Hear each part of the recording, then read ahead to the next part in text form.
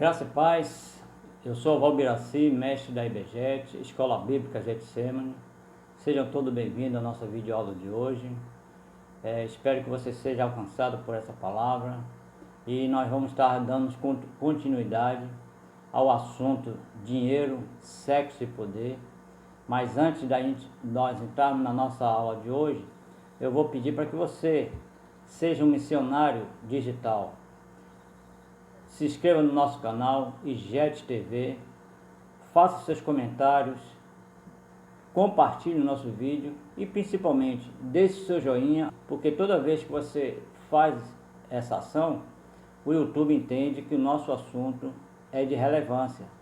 E toda vez que nós postarmos um vídeo no nosso canal, você será comunicado através da rede social e o próprio YouTube. Amém? Seja bem-vindo e vamos para a aula de hoje? Ok. O assunto de hoje, nós vamos dar continuidade. Na aula anterior nós falamos sobre o poder que destrói. Mas hoje nós vamos estar falando do poder que constrói. Vamos para o nosso texto áudio de hoje. Nosso texto áudio de hoje está em João 1, 11 e 12. Vamos ler? Veio para os que era seu, e os seus não o receberam. Mas todos quanto o receberam, deu-lhe o poder de serem feitos filhos de Deus, a saber, os que creram em seu nome. Olha só, a única cura para o amor ao poder é o poder desse amor, é o poder do amor. Então, nós vamos estar refletindo nessa palavra, nessa passagem de João, né, onde diz: veio para o que era seus e os seus não receberam. Mas todos que receberam, deram o poder de ser chamado ou serem feitos filhos de Deus. Isso indica que esse poder indica que aqueles que crerem mesmo na palavra do Senhor Jesus, eles será como filho adotivo. Você vai ter o poder que vem de Deus e como filho, né? Porque quando você crê no filho, você também está crendo no próprio Pai. Amém? E essa lição nós vamos explorar bastante fundamentos e implicações do poder de Deus entregue aos filhos, né? Que aqui nós vamos dizer assim que os filhos que receberam o poder que constrói. E para entrar nesse primeiro assunto, o poder que constrói, nós vamos falar de alguns personagens da Bíblia, né, onde Deus concedeu poder para agir dentro do seu povo, para resgatar povo, para salvar, e vamos para frente. E se existe um poder que destrói, como nós já falamos na aula anterior, existe também um poder que constrói. É um poder espiritual, que dá vida, que dá gozo e que dá paz. E o poder esse poder pode ser reconhecido por toda a parte da Bíblia, desde Gênesis a Apocalipse. Mas vamos tratar aqui de alguns pontos, alguns personagens, para a gente entender bem esse poder que constrói. Primeiramente, nós vamos até dar continuidade, porque na aula anterior nós também falamos desse personagem que é o José, mais conhecido José do Egito. Mas falamos que ele teve poder, que ele foi governador, mas antes dele ser governador do Egito, José sofreu bastante, né?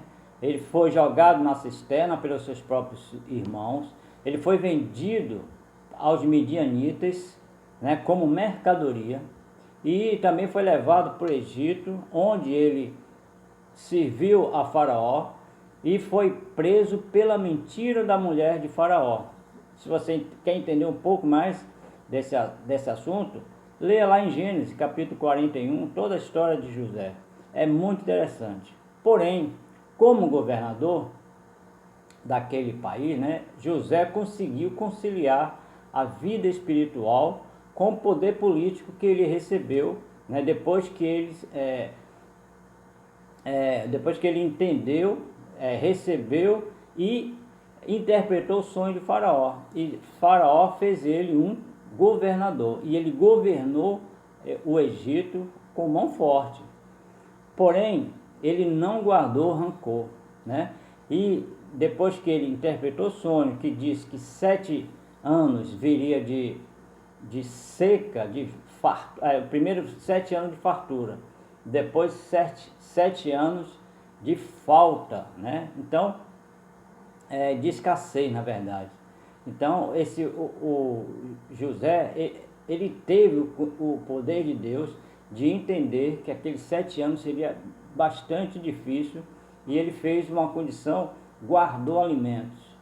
E com isso, os seus irmãos, né, a família de José, eles estavam passando fome, e o pai dele pediu para ele: olha, vai ao Egito e busca alimento, né? E quem estava lá? José, né? Então ele chegou, e nesse grande dia, José, né, reconheceu seus irmãos, e ele não guardou rancor no coração. José fez o que? Reconheceu seus irmãos e mandou buscar o seu pai, e ali ele se reconciliou com sua família. Tinha muito motivo para ele renegar sua família, né?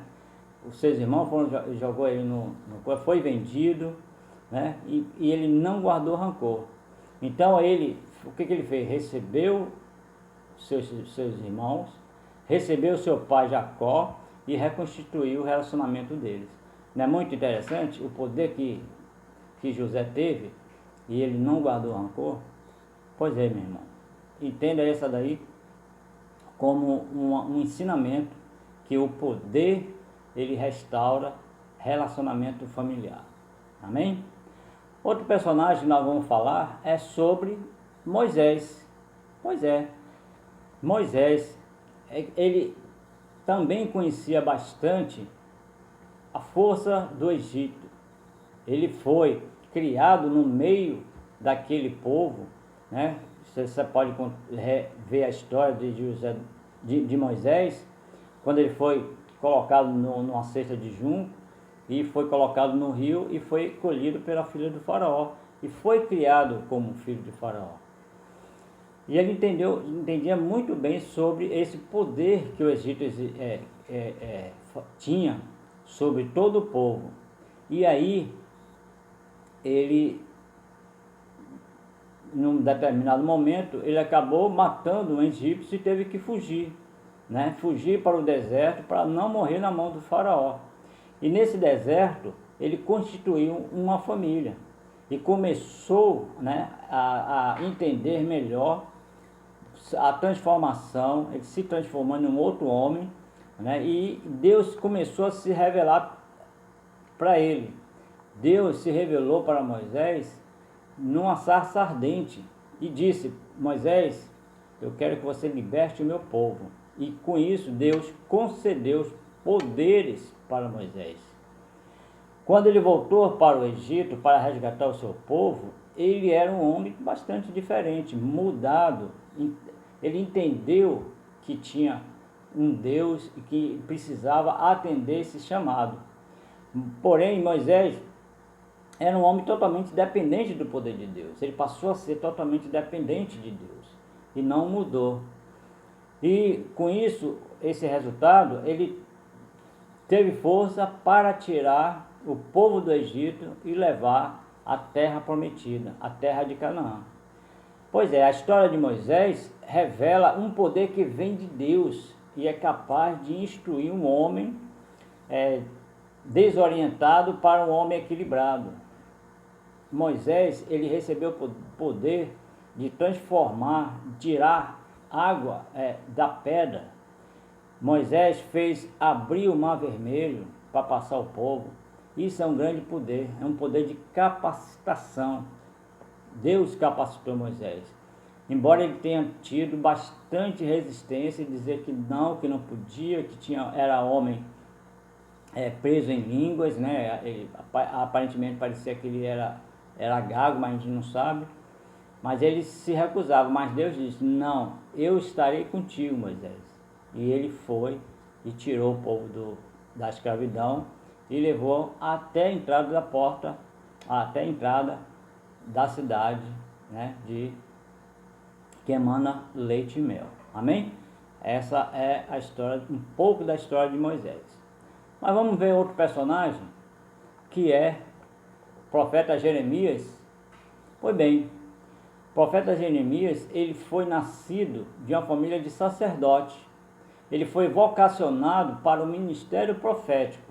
Você pode ir lá ler, pode ir na Bíblia e ler Jeremias, né, 1, de 4 a 10, você vai ver como foi que ele nasceu, como foi que ele foi entregue para o ministério profético. Ele exerceu o ministério em 5 reinados do reinado de Judá, e durante um período de 40 anos. E durante todo esse seu ministério, o povo e as autoridades não o reconheceram com apreço, não receberam com apreço aquelas mensagens que Jeremias falava. E ele foi muito rejeitado e perseguido e até preso, né? Foi a força que ele tinha com a verdade de Deus que capacitou o povo de Judá para manter a fé naquele Deus que ele era usado para transmitir a palavra dele, né? E quando todas essas palavras foi de encontro a um falso profeta, né, que se revelaram ali com as suas condições, ele teve que batalhar contra os profetas de Baal, e ele se colocou ali e venceu aquela. O exemplo de Jeremias nos ensina que o poder espiritual evidencia uma grande força na adversidade, não é verdade? Passou por tanta dificuldade, foi preso, mas ele não se deixou abater, porque ele tinha um poder que foi dado por Deus. Também o apóstolo Paulo disse: pelo que sinto prazer na fraqueza, nas injúrias, nas necessidades, nas perseguições, nas angústias, por amor de Cristo Jesus. Porque quando eu sou fraco, aí é que eu sou forte, né? Você pode ler isso em 2 Coríntios 12, 10, né? Quando Paulo fala essas condições, que ele passou por dificuldade também, mas ele colocou: quando eu sou fraco, aí sim é que eu sou forte. Isso é um poder que transforma, um poder que constrói, né? E falando agora já no Novo Testamento, nós vamos falar aqui também da igreja primitiva. Pois é, em Atos 15, vemos que a igreja primitiva se reunia em concílios para responder a uma pequena intrigas dos religiosos da época. Pois é, os gentios poderiam ter fé genuína em Cristo, sem se conformar com a religiosidade judaica, né? Tal dilema poderia até conduzir a igreja a uma grande divisão. Todavia, ao se reunir, conversar, ouvir, né, o poder de Deus, ele rompeu, né? Ele irrompeu numa união de mentes, né, coração, promovidas pelo Espírito Santo de Deus. Pois é, aqui, mais uma vez, nós vemos o poder de Deus que constrói, agindo no meio da própria igreja e fortalecendo os seus membros. Pois é, meu irmão, a história da igreja primitiva nos revela que o poder que vem de Deus é de capacitar, de unir pessoas quando há uma diversidade de ideias no meio do povo, né? Você pode ter grande diferença, ideias de raciocínio, pessoas falando diferentes um do outro, porém, quando há uma união, uma confraternização entre eles, essa força é invulnerável, ela é construtiva, né? Entender que cada um tem suas ideias e que contribui para o crescimento da própria igreja. Amém? E como é que você pode contribuir para que Deus una as pessoas em uma situação de divergência aparentemente, né, insolúvel? Como é que pode? Né? Então, é o poder de Deus que faz essa construção, né? Construir esse amor, essa relação. E vamos também falar do nosso próprio Jesus Cristo, né? E Jesus é uma figura central da história do universo. Ele é o agente de todas as coisas, né? Você pode ler aí em João 1, de 1 a 3, ele foi tudo criado por ele, né? Cristo fez parte do conteúdo bíblico, desde de Gênesis e Apocalipse. São pregadas todas, né? Em todas elas fala da vinda de Jesus. E toda é desde a criação até a consumação, de Gênesis a Apocalipse. E durante o seu ministério terreno, quando ele passou por aqui, ele agiu de maneira singular. Jesus restaurou relacionamento. Jesus curou enfermos. Jesus libertou cativos. E na crucificação, o poder que constrói atingiu o seu auge. Foi lá na cruz que Satanás tentou, com todo o seu poder que dispunha para destruir a Cristo. Mas Deus a transformou em um ato de poder criativo, né? Deus não permitiu.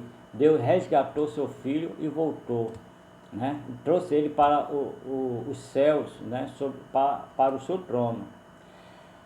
E a pena do pecado foi paga através daquela cruz, né? A justiça de Deus nos restaurou, né? Com um relacionamento agora com o próprio Deus.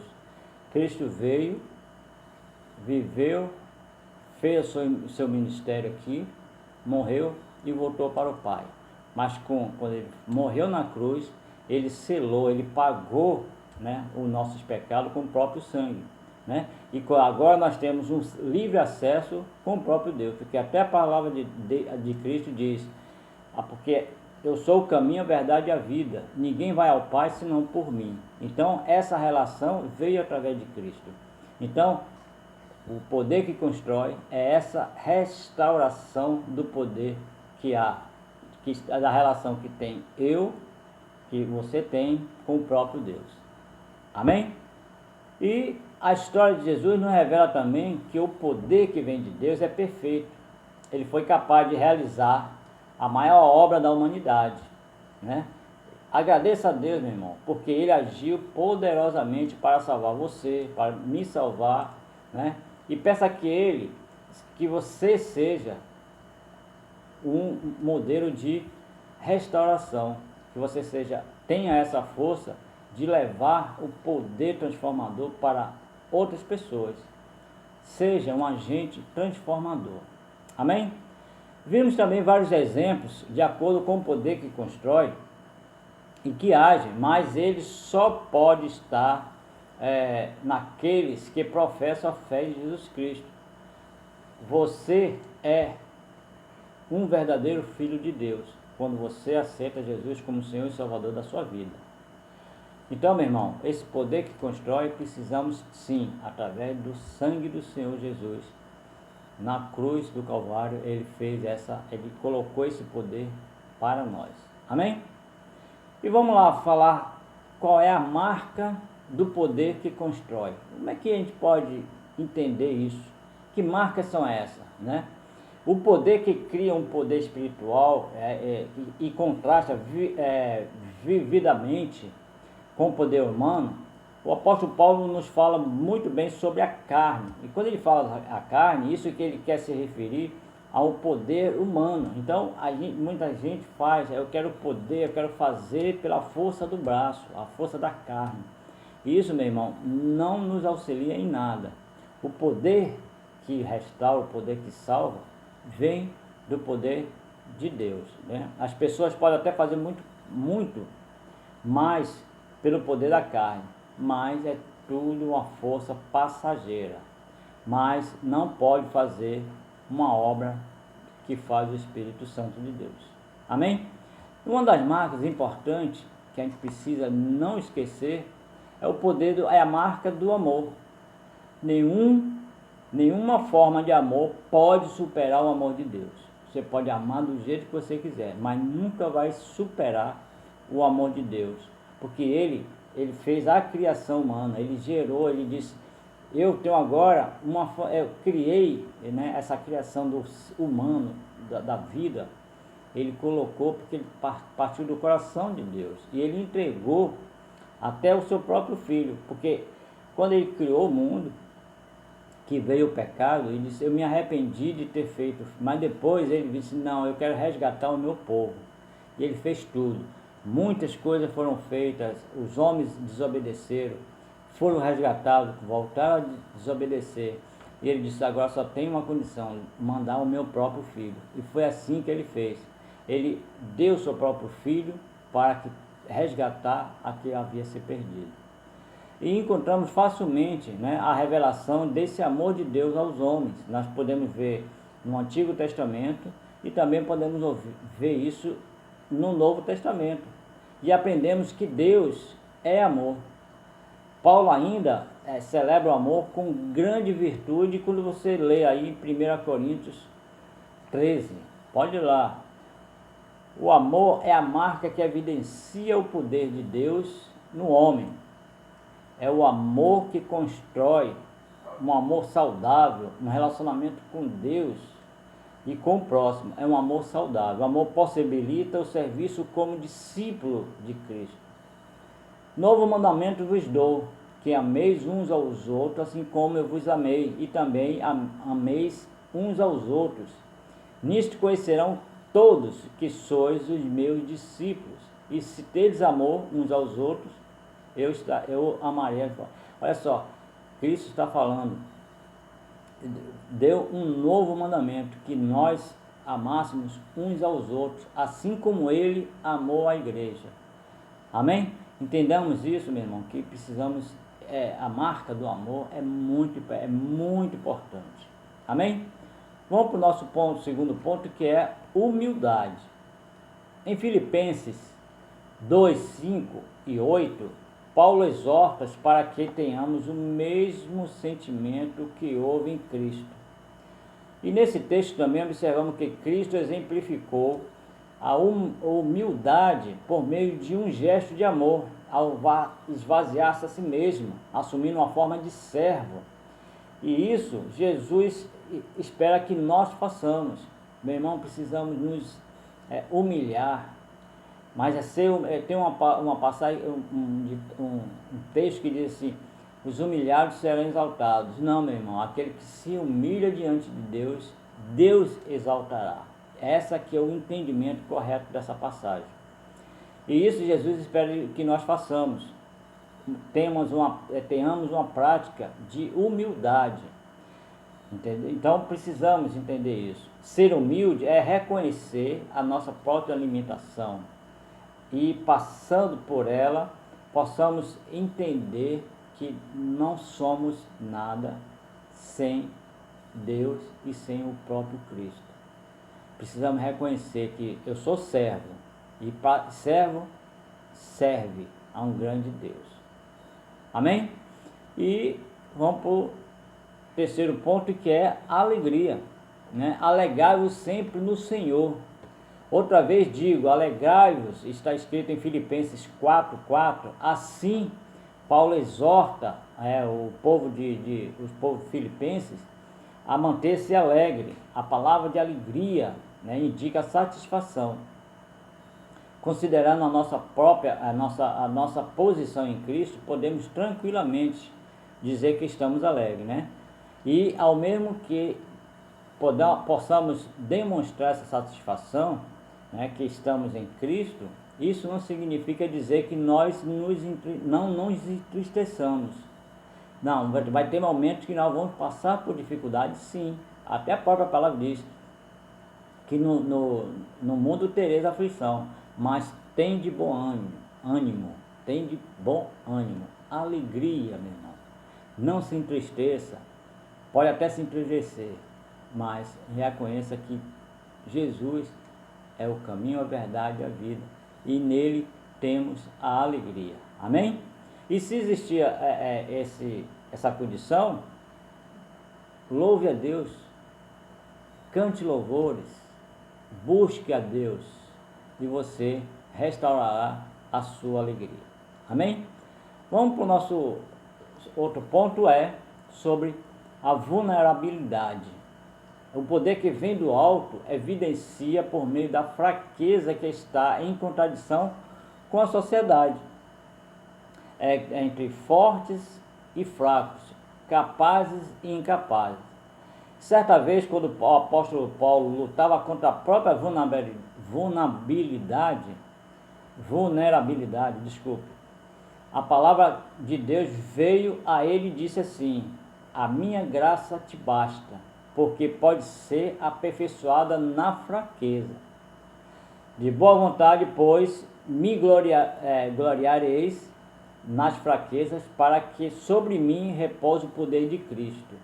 Pelo que sinto prazer na fraqueza, nas injúrias, nas necessidades, nas perseguições, nas angústias, por amor de Cristo. Amém? Porque quando sou fraco, aí sim é que eu sou forte. Pode ler aí em 2 Coríntios, segunda carta aos Coríntios, capítulo 12, de 9 a 10. Você vai entender isso, essa leitura interessante.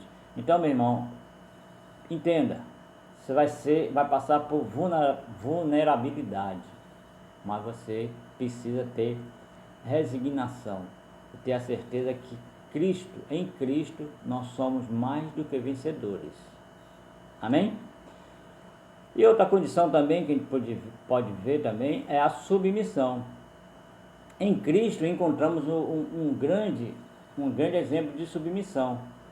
Ele falou que em verdade te digo que o Filho nada pode fazer em si mesmo, senão somente aquilo que vi fazer o Pai. Cristo está dando exemplo aqui de submissão. Tudo que ele fez foi através de Deus, porque Deus deu a ele o poder de fazer. Então, nada que ele fez foi sem a ciência de Deus e sem estar submisso à ordem do próprio Pai. Isso foi o que Jesus fez. Cristo sabia o que significa submeter ao Pai. À medida que compreendemos o sentido de sujeição a Deus, crescemos espiritualmente, meu irmão. Então, entendemos que a melhor condição, a coisa verdadeira é poder estar submisso ao Pai, ao nosso grande Pai, que é o nosso Senhor Jesus Cristo, o nosso Deus. Amém? Se devemos também nos sujeitar a Deus, também precisamos submeter nossas autoridades terrenas. Né? Em Romanos 13, 1 e 7, diz assim que a outras pessoas, né? Submissão é poder, porque nos coloca em uma posição no qual podemos receber dos outros. Somos de fato pobres se nosso mundo ficar limitado a nós mesmos. Então precisamos entender que nós precisamos nos sujeitar a Deus e também à autoridade terrena, porque toda autoridade é dada por Deus. Amém? Possamos entender isso com sabedoria e deixar de ser ranzinhos com as nossas lideranças aqui na terra. Amém? E vamos para o nosso ponto sobre liberdade. A liberdade, o testemunho bíblico mostra também como o poder constrói, né, se evidencia na liberdade. Cristo libertou muitas pessoas do cativeiro. O filho de um funcionário público, o endemoniado de Cafarnaum, o leproso, o paralítico descido no telhado. Gente, foi tanto milagre, tanta libertação, tanta cura que Jesus fez e que ele teve a condição de tirar as pessoas do cativeiro, da angústia, do medo, do receio. Cristo salvou muita gente, tirou muita gente e salvou. Olha só, até o endemoniado ele curou. Ele também curou mulher que sofria de hemorragia. 2 cegos, curou a filha de Jairo. tanta coisa que Jesus fez, né? Isso é libertação.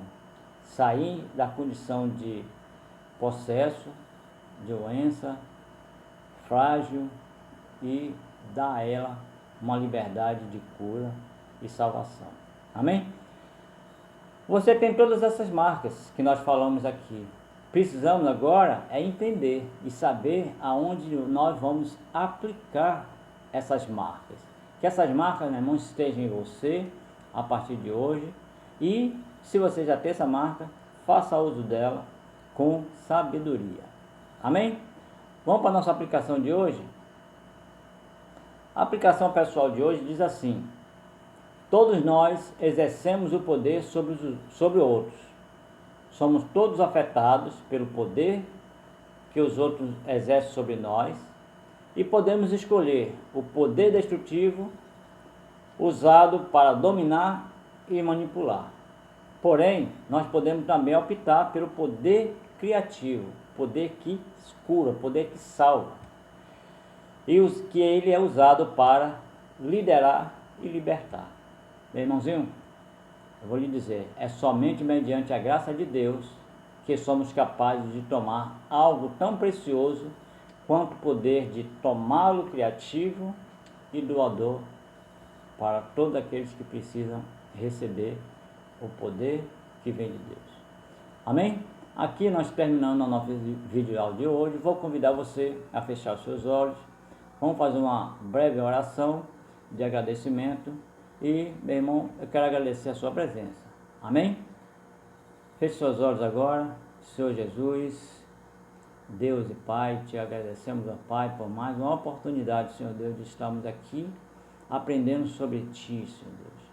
Que esse poder, Senhor Deus, criativo e essas marcas estejam em meu coração, em nosso corpo, em nossa atitude, que possamos transformar, Senhor Deus, com sabedoria, ter amor, ter resignação, ter humildade, ter alegria e ter compaixão para com os outros, Senhor Deus.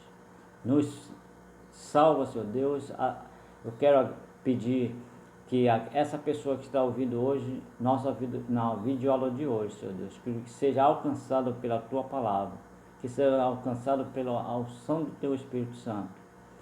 Unge, Senhor Deus, capacita, atende o pedido do coração desse que está hoje nos ouvindo e abençoa. Em nome do Senhor Jesus é que te peço e te agradeço. Amém, amém. Shalom, fica com Deus. Até a próxima aula.